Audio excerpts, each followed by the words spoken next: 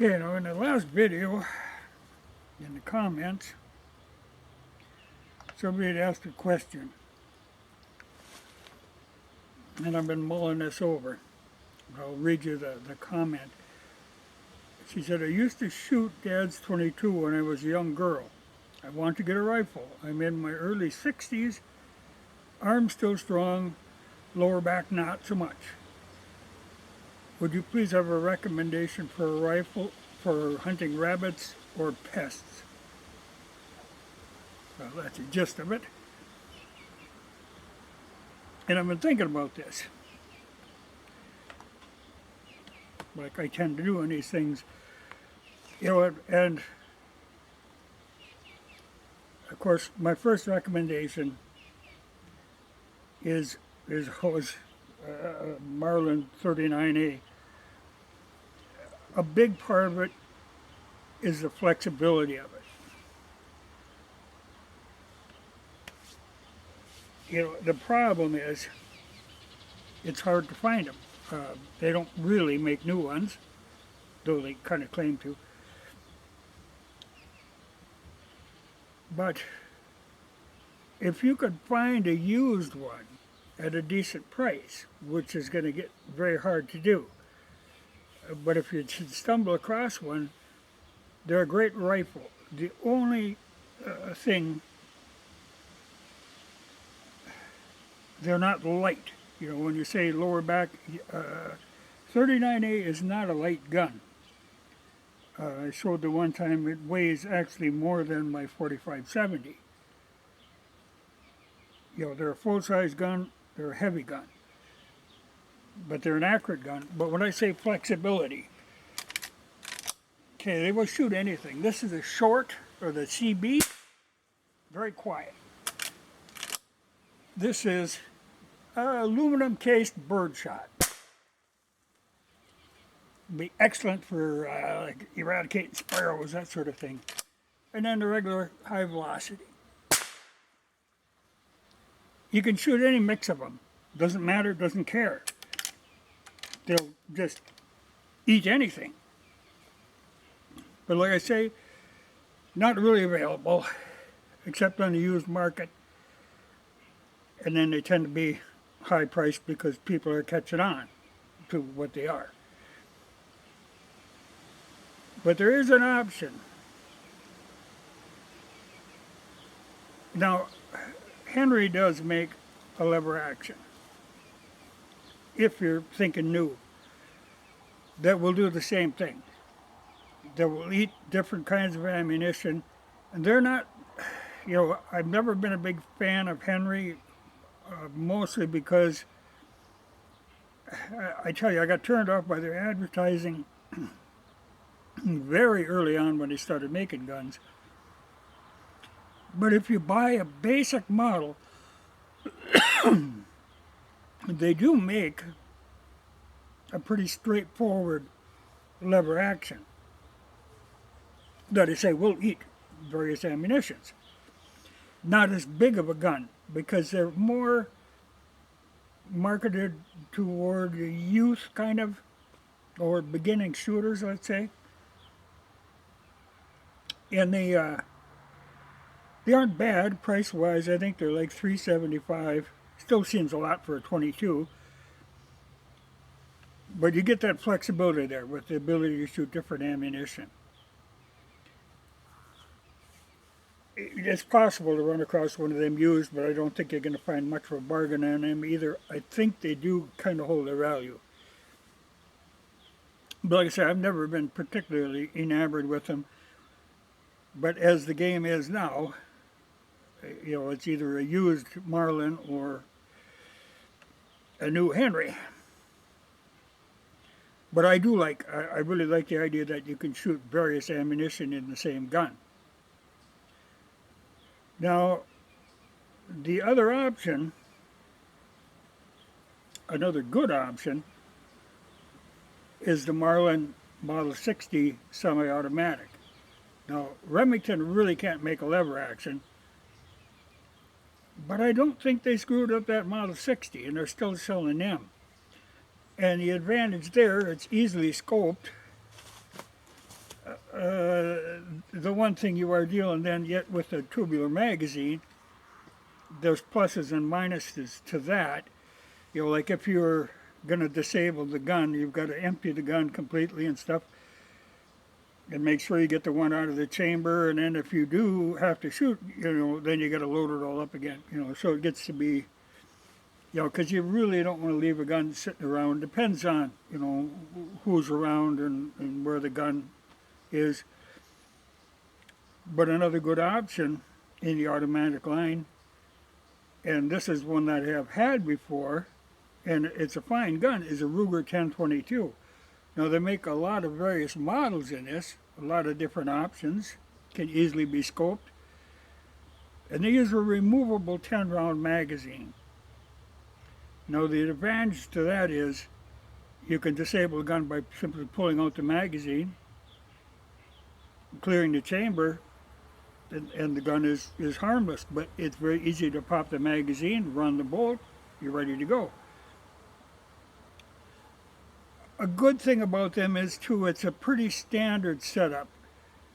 The skills you learn running that can transfer to like a Mini 14 or anything like that. They're going to work about the same. You know, so it's a kind of a good option. You know, even my M1A is very similar, except for the safety is different on them. It's in the trigger guard. But it's kind of nice to, you know, if you can learn that. And they're an excellent gun, and they don't weigh a heck of a lot. They're a fairly short barrel, though they do make, like I say, various models. But all of them pretty good, and I don't think they're more than a couple $100. And you can find a used one, you know, that would be a good deal too. But for a lot of it, even the single shot is fine. You know, like I have an old Stevens single shot falling block 22 that's extremely accurate. I think I paid like $35 for it. Excellent gun. And a single shot, you have the option of various ammunition too. You know, so there's an advantage to that. The only thing I had against the Ruger is if you got an automatic, you don't quit shooting until it's empty. You know, and so you spend a lot of time loading magazines. But a very functional gun. You know, that 1022 is a very trouble-free gun. They're very popular. Of course, the Henry lever action is very popular too. They've sold like 1 million of them. You know, they're very popular. They just always kind of rubbed me a little wrong when they came out with, you know, like plastic sights and plastic barrel bands and, you know, that sort of thing. It just irritates the crap out of me. But they have been getting better. And like I say, they're very popular. The people who have them really like them. They're made in this country. They got a smooth working action. You know, so for a lever gun, they're all right. But there again, it is 2 magazine fed, you know, and that's a problem. Or it can be a potential problem. I do like the idea that you can pull out the magazine on the Ruger, empty the chamber, and nobody is going to accidentally hurt themselves with this thing. Because the tendency is with like an automatic, well, you put it on safe, and you know, you don't really count on the safety. Well, a lot of times them safeties are simply stopping the trigger from moving. But all it takes is a good bump and she can go. Safety-wise, single shot is terrific. Like even those little ones they make for kids, I've never shot one, but I've seen them plenty of times. Those, I think they're called a cricket or something. Excellent little gun. Just that they're small because they're made for kids, really. That's where like a 39A is for an adult, but like I say, a heavy gun. Comparatively heavy. But even, you know, I used to run into all the time, I still do run into a lot of old Winchesters and stuff, single action, or single shot bolt actions. And there's nothing wrong with them. And they're pretty darn safe. You know, and they're not a heavy gun. So, really not a bad idea. But as with most things, when I'm looking for something like that, I would be looking at the used stuff first. See what is available. And it kind of depends on if this is something that you think you're going to want to be able to pass down. You know, like you mentioned that you shot your father's 22. Well, where's that? You know, I mean, it's the kind of thing that wouldn't it be nice to have now. You know, so you got to kind of think along them lines too. Or if you could find one like that, whatever that was. You know, but you know, as far as semi-automatics go, and they're fairly cheap semi-automatics because they're easy to build. They don't have a lot of moving parts. I see them advertised all the time in the flyers that come from Fleet Farm. You know that, and it depends on too if you want to scope because they are easy to scope, and a lot of times there you want to be looking if you're buying new, looking at a package kind of deal. You know, a lot of them will come with a scope on them. You get a pretty good deal on it. But it's a kind of a, you know, there's a lot of little things that factor into a decision like that. But like I say, you can't go wrong with something like a 39A. You can't go wrong with the 1022. You know, that's a very good gun. You know, it's one of them where I did get rid of it. Didn't really feel I needed it anymore. And if I had it, I know I would be blowing all kinds of ammunition away that I didn't need to. And you don't have the flexibility that you do with like a Henry or a Marlin as far as ammunition or a single shot. But I know the single shot bolt actions turn up all the time. And there is absolutely nothing wrong with them for like the rabbit hunting and stuff. And here's another thing to keep in mind. Like say a 1022. Okay, you can get a plain Jane 1022, but they still have a kind of a military look to them. Now, this doesn't sound like an advantage, and I'm sure people won't agree with us, a lot of people, or as a disadvantage. But I know a lot of times, like if somebody is looking to hunt on somebody else's land, and you see somebody coming with some kind of a militarized looking 1022 or anything like that, there's always a moment of hesitation because these people aren't really hunting, they're just looking for something to kill. And there's a difference there. Well, I got mosquitoes today. So you do have to kind of keep in mind the public impression the gun will make, depending on where you are, you know. But there is something to be said for that. Though I'm sure a lot of people with their 1022s that are made to look like a Mini 14 or, you know, and they put all this folding stock and stuff on them are going to think, well, that's just fine. But as perceptions go, not so fine. I know I'm a lot more likely if somebody comes up asking to hunt and they're trying some old single shot or an old lever action, I'm a lot more conducive to letting them hunt than I would be if they come with some semi-automatic with a long clip on it. You know, it's kind of ingrained into people to think that way. But I think I'll leave comments open on this one, and other people can make suggestions because I know there's a lot of people who really do like the Henrys.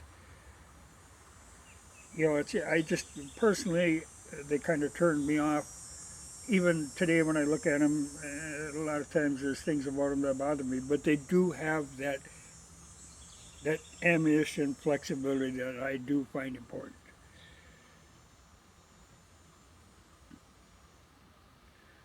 But you know, like a Marlin Model 60, excellent automatic if you can constrain yourself to not be emptying it all the time.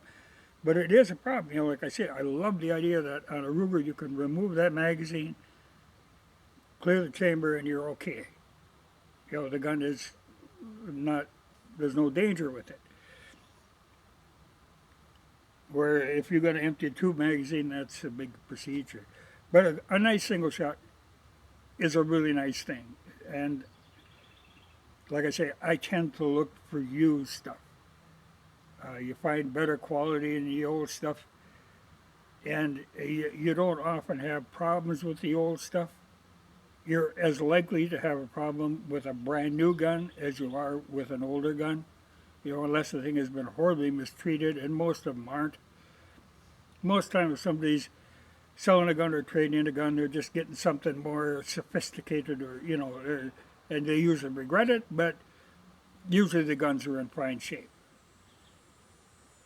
You know, like I said, I used to be able to buy guns all the time for like under $50. You'd run into all kinds of them, or $35. There used to be a lot of them. There isn't as many anymore because a lot of the older guns now have gotten to be kind of collectible. But I still do see them. And like say, even as the Model 60, there was the Glenfield version of it that was sold, like Sears sold them, but it's really Marlin with kind of a cheaper stock on it. But still excellent gun. That wouldn't be a bad thing to look for. But it's got me thinking, I mean, next time I go into town, I'll look at some other used 22s and just see what's available, just out of curiosity, what they're pricing them at now. But if you got an option, you know, look, find yourself a nice used 22.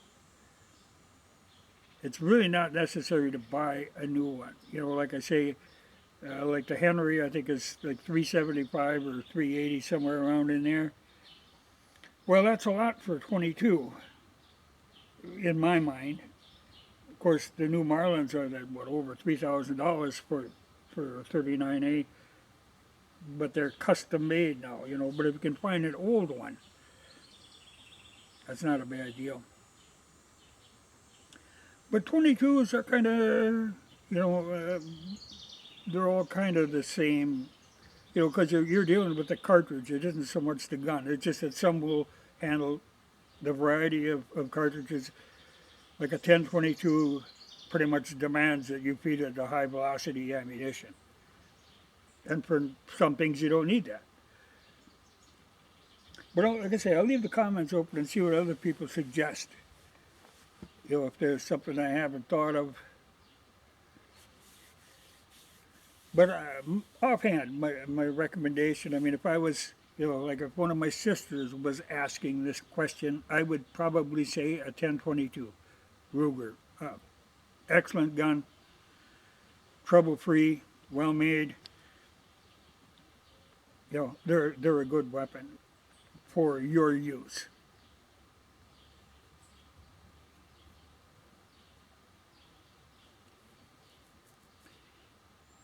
But in part, it's the matter that you can make them safe, relatively easy, and you learn from them. You know, I mean, like I say about the handling characteristics are the same as a lot of other guns. You know, and they do like the stocks and stuff are nice walnut. Of course, the Henry is supposed to be really nice walnut too. Though they do make synthetic versions of them. You know, a lot of guns now come with synthetic options. But I guess in the end, you know, what I'm sitting here talking about, I'm thinking, yeah, 10-22 seems like a logical choice. A lot of people bought them. A lot of people still have them. Excellent gun. No problem with them. But I'll leave it open. See what other people have to say.